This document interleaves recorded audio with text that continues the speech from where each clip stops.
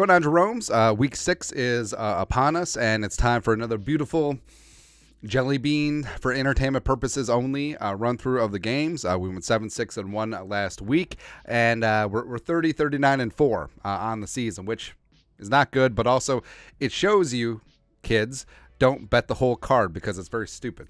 It is dumb, and we're find a couple.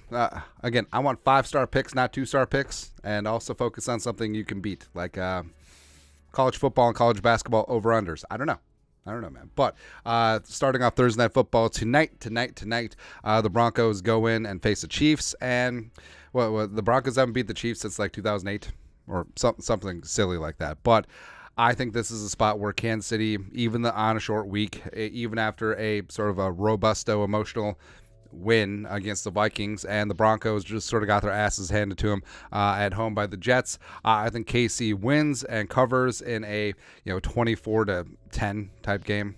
Yeah, I think that's what it's going to be. Next up, London again. So third straight game in stupid Tottenham, the Tosser Stadium. You have the Ravens facing the Tennessee Titans. Ravens come in as 4-point favorites, and I really don't know.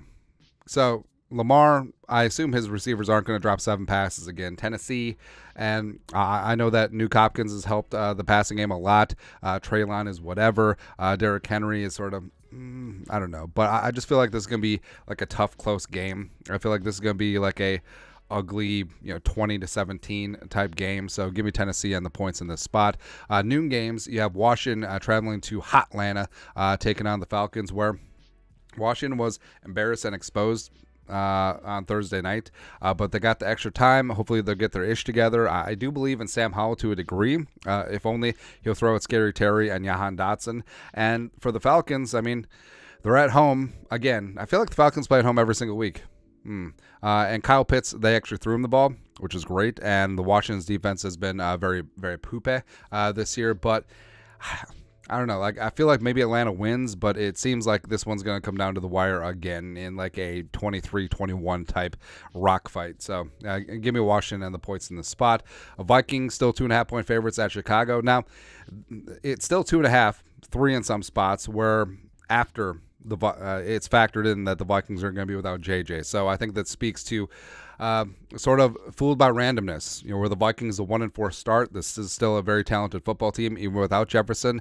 And the Bears, I mean, congratulations for beating the Commies 40-20 on a short week after the Commies just had an emotional loss at Philly. So I'm not buying the Bears, resurgence. I think the Vikings right the ship. I think they win outright, and I think they win, 27-20. 27-21 type game. Cincinnati back off the schneid, hosting Seattle off the bye.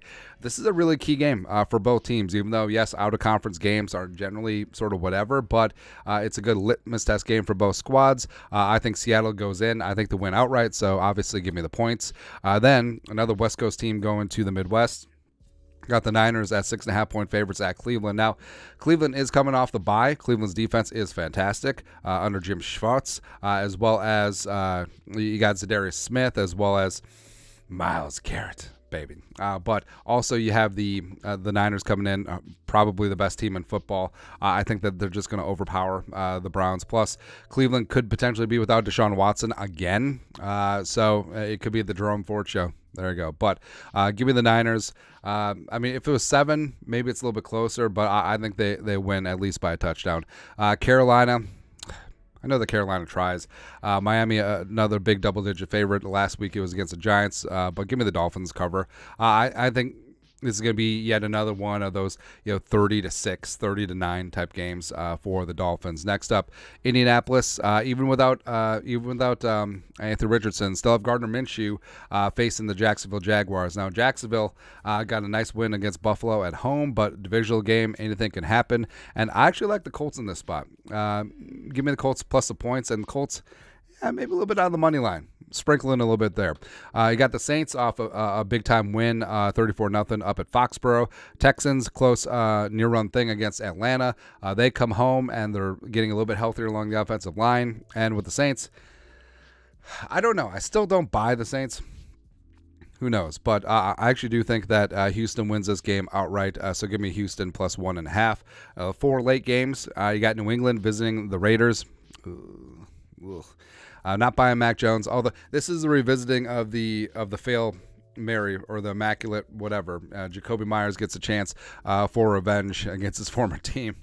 I think the Raiders cover. I think Max Crosby gets after Mac Jones' ass. I think that the Patriots score like 6 points. I think this is kind of a tough game all the way around.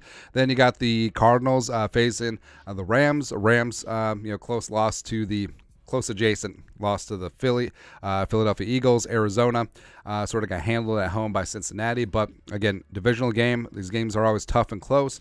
And I think the Cardinals keep it within a touchdown even without John Connor. Are you John Connor? Then you got the Eagles visiting the Jets.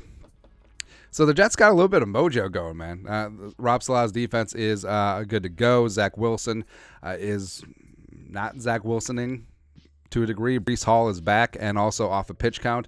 And Philly,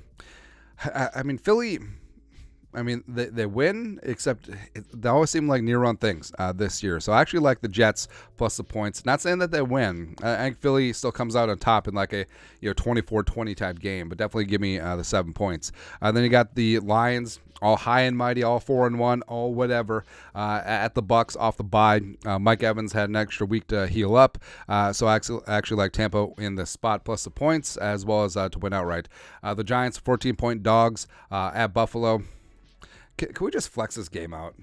This is going to be bad. Like, even though the Bills' defense is pretty banged up and they're maybe a little bit jet lag coming in from London, the Giants are Garbaggio. Daniel Jones may not even play, but that may be a plus. Maybe they get Saquon back. But actually, you know what? Screw it. Changing things up. Screw it. I'm not saying the Giants win, but do they keep things close? Is Buffalo a little bit flat coming off of the London game? Maybe. And also Saquon carry this team to glory? Who knows? Cowboys as 3-point favorites against the Chargers coming off a bye. I'm taking the Chargers, man. I mean, Dallas is in a bit of disarray. Chargers had a week to get everyone healthy, and I actually do think that Justin Herbert is going to shine in this game. I think that no Trevon Diggs is really big. Also, no Van Der Esch is big for the middle of the field, plus the Chargers get Eckler back. So I'm taking the points, even though there's going to be a lot of Cowboys fans in L.A., so there's really no home field advantage, but give me the Chargers in this spot. And that's it. That's Week 6 NFL picks sure to go wrong. Let us know your thoughts and our thoughts in the comment section below. Subscribe for daily Vikings takes. Want to support the work? Put a little something in the Venmo. But till next time, Skol, production value.